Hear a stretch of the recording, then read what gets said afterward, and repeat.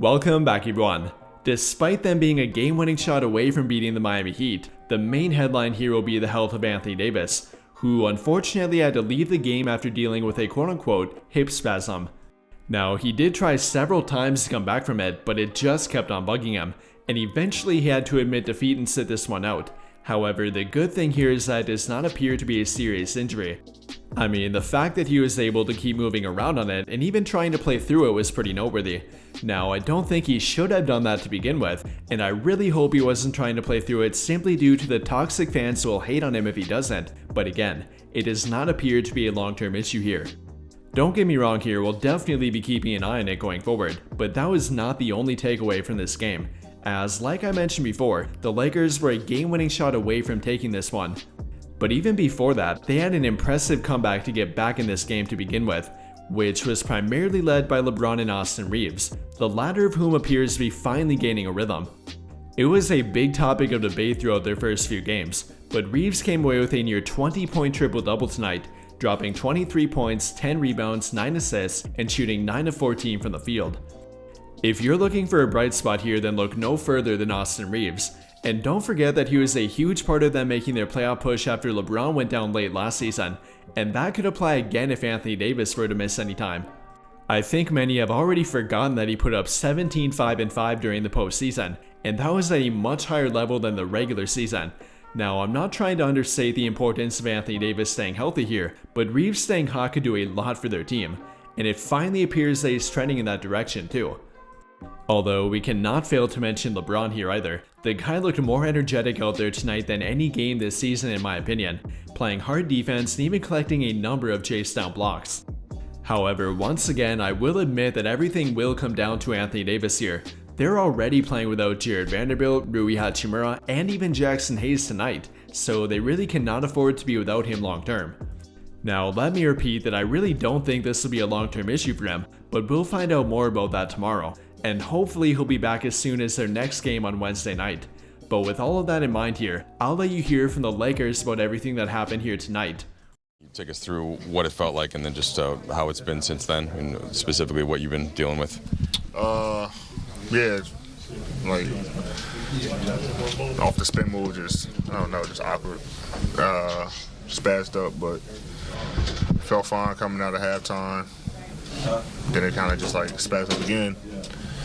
Then went to go get like wrapped up. Felt fine for a longer stint, maybe 3 minutes, and then kind of just spazzed up again. You know, when the baseline Jimmy shot. I'll be fine. I mean, I'll be ready to go Wednesday, but let it calm down and just some treatment. Be ready to suit up on Wednesday. You've talked to us before about the importance of if you can get back out there, then you're going to try. We saw you do that, but it sounded like you feel okay as far as what it could be moving forward, or are you still going to wait and see how it feels in the morning, that kind of thing? I feel confident. I know my body. Obviously, when you sleep, things can calm down or arise. So, but I'm very optimistic. Like I said, I got it loose and got it feeling good. Obviously, it just happened, so I think letting it calm down, just talking to my trainer, everything will be fine. And obviously, they would have felt like, I shouldn't say obviously, felt like you couldn't make it worse necessarily by going back and trying to play through it? Or is that how much of that's part of the discussion? That was a conversation. It was just how you feel. Like I said, we did several things to get it feeling good. Felt great. Then it just kind of spazzed up, 2 more times. So it wasn't even a conversation of can I make it worse or anything like that. It was just basically going off field. Just to be clear, it was the play when you drove and kind of did a spin move. That's where it wasn't the dive or anything after that, or okay. It looked like you were favoring your left side. Like where on your left side was? Did you played career high minutes in these 6 games coming into it? No. Okay. The workload didn't have it. Yeah. I don't think that's it. I mean, it's just an awkward play. I feel like and they just like felt it right away, just off the spin.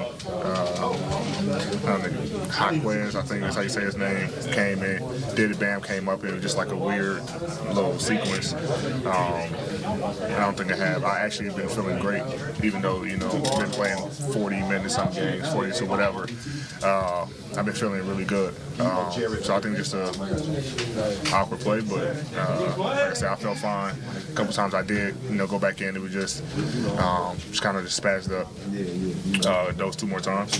But I'll be ready to go for Wednesday for sure. Did you feel an uptick in intensity, energy, and effort, the things you guys have been talking about early in this game?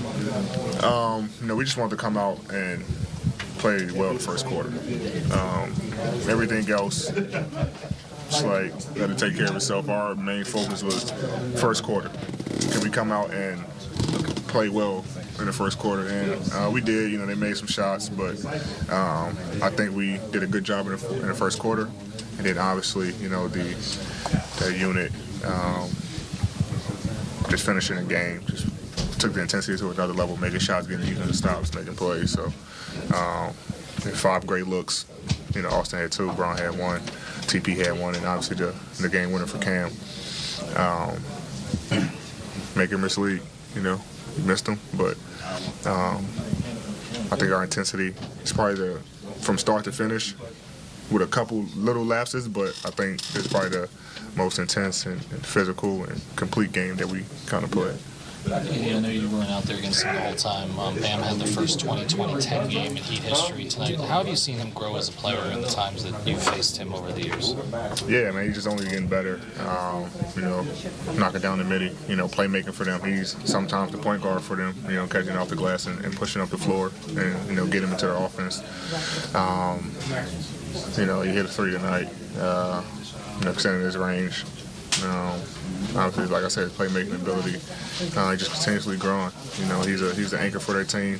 I think on both ends of the floor, and their team looks a lot different. You know, when he's off the floor, just with his ability to do on both ends. So he's a big piece for them.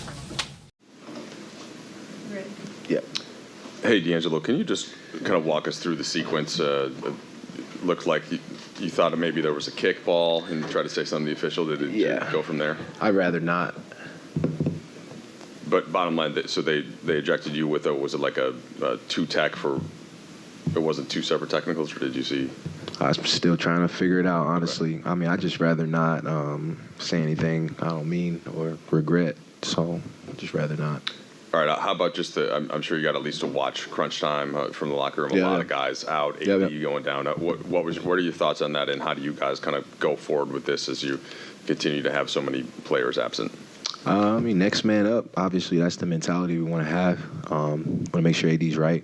Thought a lot of guys stepped up too. Had a lot of opportunity to still win the game as well. So, I mean, that's all you can really ask for with Tex and stuff being flying. That kind of controlled the game. I would say we lost by 1 point on some questionable ones. So, Ready? I got it real quick. It's all right. D'Lo, where do you think this team is right now? You know, you haven't won a game on the road, dealing with some injuries. Does this feel like adversity? And if it does it feel like something, considering that you went through a lot, or a lot of you together went through a lot last year, that you can lean on to make the next steps forward? Yeah, I mean, once again, it's still a part of the process. I think this is the adversity that we need as a group. We still had a chance to win the game with guys out, with all the nonsense that was going on. We still had a chance. That's all you could ask for, like I said. Unfortunately, we didn't win the game, but there's still some positives to gain from this one. So, D'Angelo, were you able to speak with Cam after the game, after the missed shot, kind of right before the end of the buzzer? No, I mean, he knows it was a great look. He makes those shots. It's okay. Can't be mad at him. A group that has a rhythm going, and that final group we had out there with Cam, AR, TP, Christian, and Braun, they had it going. They were getting stops, holding them to one possession. It was great, you know, defensively to give them 18 points in the fourth quarter. You know, it was big time. And I have to say, I'm so proud of our guys. You know, just the way they came out, didn't quit, didn't fold a tent, stayed competitive. a lot of things we talked about this morning came to fruition during this game. It sucks not to get the W, but I'm sure we'll get our fair share in these next 75 games. But I'm proud. Again, a little disappointed that we didn't finish it out, but saw a ton of great things out there. The fight, the intensity, the competitive spirit, guys going downhill, making plays with force. And Brian was phenomenal, along with a lot of his other teammates, Austin. Everybody chipped in. Cam on the defensive end, Torian on the defensive end, C. Wood coming up with some big rebounds late. I mean, that's a tough team to go against. They're going to make you feel their presence on both sides of the ball, throughout the entire 48 minutes. Darvin, what was your vantage point on D'Angelo Russell being thrown from the game, and what might have prompted that action? I mean, I think just the perspective of inconsistency. And even when I got hit with my technical foul, normally, I've been around this league a long time, man, and you have a crew chief supposed to, along with his counterparts, have the game under control. And all I want is an explanation sometimes, and to not get that for the rest of the game. And once I got my technical, Miami plays a physical brand of basketball, but we're not complaining about how physical they are. We just want balance and consistency. That's it. And I see Brian shooting 4 free throws, and the amount of times he attacked the rim, the amount of times he was slapped on the arm, which I could see plain as day, for that not to be called, man. And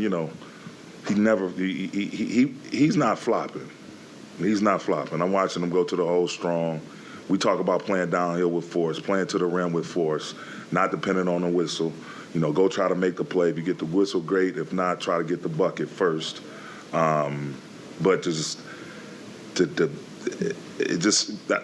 just need an explanation on certain plays that I felt like should have gone the other way or should have not been called.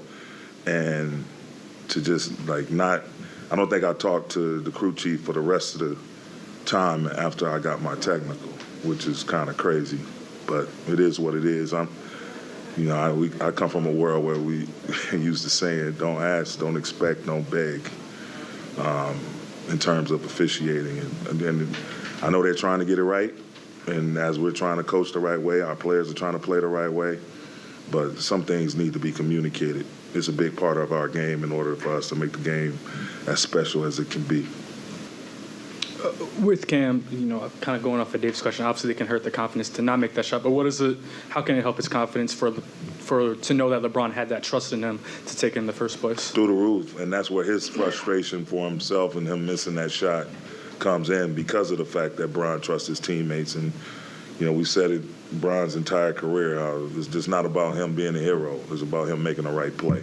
And he's been applauded for it, but more, criticized for it. But at the end of the day, he still goes out there to try to make the right play and helping us get organized and make sure we have the right people in this pick and roll action and right people off the ball and the right people spaced the right way. And he's been great in that regard. And, but Cam should rest assured that, we all over there want him to shoot that shot and make that shot, and he will. Thanks, Coach. Yep. Yeah.